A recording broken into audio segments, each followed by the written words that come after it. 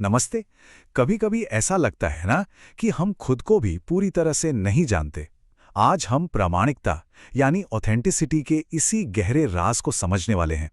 ये एक ऐसा सफर है जिसमें हम आत्मछलावे को पहचानेंगे और अपनी असली शक्ति को खोजेंगे। तो चलिए इस सोच में थोड़ा और गहरा उतरते हैं। चलिए एक सवाल से शुरुआत करते हैं। जरा अपनी अपनी जिंदगी के बारे में सोचिए। कोई ना कोई ऐसा एरिया तो होता ही है जहां हम सब थोड़ा फंसा हुआ या बंधा हुआ महसूस करते हैं। ये किसी रिश्ते में हो सकता है, करियर में, या शायद कुछ और ही हो। हम सभी की जिंदगी में एक ऐसा कोना होता ही है। एक्सपर्ट जिंदगी के इस अटके हुए हिस्से को अक्सर संघर्ष का क्षेत्र कहते हैं। ये वो एक मेंटल स्पेस है जहां हमें ऐसा लगता है कि हमारे हाथ में कुछ भी नहीं है, कोई पावर नहीं, कोई कंट्रोल नहीं। और ये एहसास कैसा होता है? यहाँ स्क्रीन पर देखिए। बिल्कुल यही।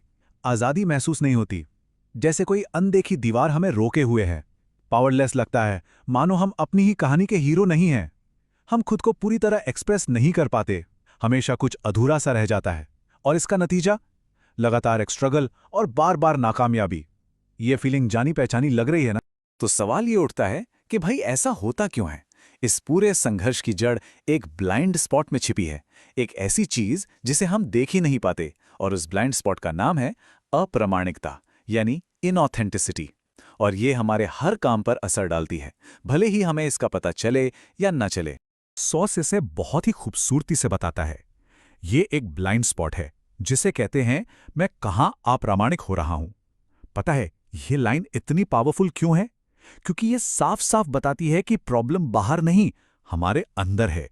हम उस हिस्से को देख ही नहीं पाते जहां हम खुद से सच्चे नहीं हैं। तो फिर ये अप्रामाणिकता, ये इनऑथेंटिसिटी असल में है क्या?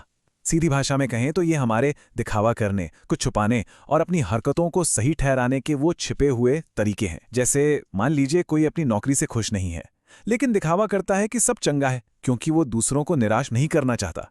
ये एक तरह का मुखौटा है जिसे हम पहन लेते हैं। तो इस जाल से बाहर कैसे निकलें?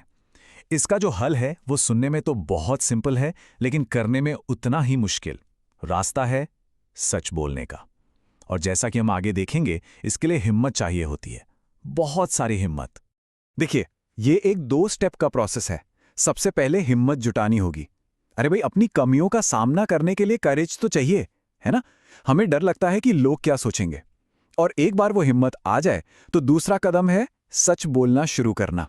लेकिन एक बहुत वाजिब सवाल दिमाग में आता है, सच? मगर किस बारे में? आखिर किस चीज का सच बोलना है? इसका जवाब यहां है, सच। इस बारे में कि हम कहाँ छुप रहे हैं, किस बात का दिखावा कर रहे हैं और किन बातों को सही ठहरा रहे हैं। और पता है, जिस पल हम इन सच्चाइयों को स्वीकार कर लेते हैं, उसी पल हमारी पावर, हमारी आज़ादी और खुद को एक्सप्रेस करने की क्षमता सब वापस आने लगती है। असली बदलाव यहीं से शुरू होता है। अब आते हैं इस पूरी बातचीत के सबसे दिलचस्प हिस्से पर। अप्रामाणिकता का सबसे बड़ा, सबसे गहरा रूप क्या हो सकता है? चलिए पता करते हैं। कोई अंदाजा लगा सकता है कि सबसे बड़ी इनऑथेंटिसिटी क्या हो सकती है? सोचिए जरा। और जवाब है ये कहना कि मुझ में कुछ भी अप्रामाणिक नहीं है। जी हां, यही सबसे बड़ा झूठ है। ये दावा करना कि कोई इंसान पूरी तरह से सच्चा और पाक साफ है, असल में यही सबसे बड़ी अप्रामाणिकता है। इसे ऐसे समझिए, ये कोई दिखावा ना करने का दिखावा है। एक ऐसा मुखौटा है जो कहता है देखो, मेरे पास कोई मुखौटा नहीं है। ये खुद को यकीन दिलाना है कि हम में कोई कमी नहीं है। और यही सबसे बड़ा धोखा है। सोस में एक बहुत ही मजेदार उदाहरण दिया गया है जो इस बात को एकदम साफ कर देता है। मुझे देखो, मुझसे ज्यादा पवित्र इंसान कहीं नहीं मिलेगा।